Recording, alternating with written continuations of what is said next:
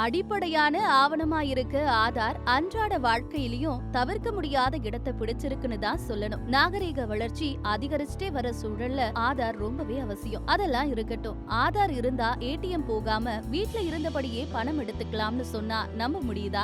AEPS அப்படின்ற Aadhaar enabled payment system பத்தி தான் இந்த வீடியோவுல தெரிஞ்சுக்க போறோம். AEPS மூலமா வீட்ல இருந்தே பணம் எடுக்கிறது, பணத்தை டெபாசிட் செய்யறது மற்றும் பேலன்ஸையும் சரி பார்க்கலாம். இந்த சேவையை பெற முதல்ல வங்கி கணக்கு கூட ஆதார் இணைக்கப்பட்டிருக்கணும். National payment corporation of India அமைப்பு அமல்படுத்தி இருக்க இந்த திட்டத்துல கோரிக்கையின் பேர்ல தபால்காரரோ அல்லது வங்கி ஊழியரோ குறிப்பிட்ட வீடுகளுக்கே போய் தேவையான சேவைகளை வழங்குவாங்க. ஆதார் எண்ணை சமர்ப்பிச்சு கைரேகையை சரிபார்த்து தேவையான பண பரிவர்த்தனைய செஞ்சுக்கலாம். அப்படி வங்கியாளரை வீட்டுல அழைச்சதுக்கு பிறகு பயோமெட்ரிக் சரியா வரலனா பக்கத்துல இருக்க பொது சேவை மையத்துக்கு போய் ஒரு முறை பயோமெட்ரிக்க சரி பார்த்துட்டா அதுக்கு பிறகு எப்ப வேணுமானாலும் வங்கியாளரை அழைச்சி பணம் எடுத்துக்கலாம். இப்படியாக வீட்டுக்கு வரும் வங்கி ஊழியர் மினி ஏடிஎம் எந்திரத்தை கொண்டு வந்து அதன் மூலம் தேவையான பண பரிவர்த்தனைகளை செஞ்சு கொடுப்பாங்க.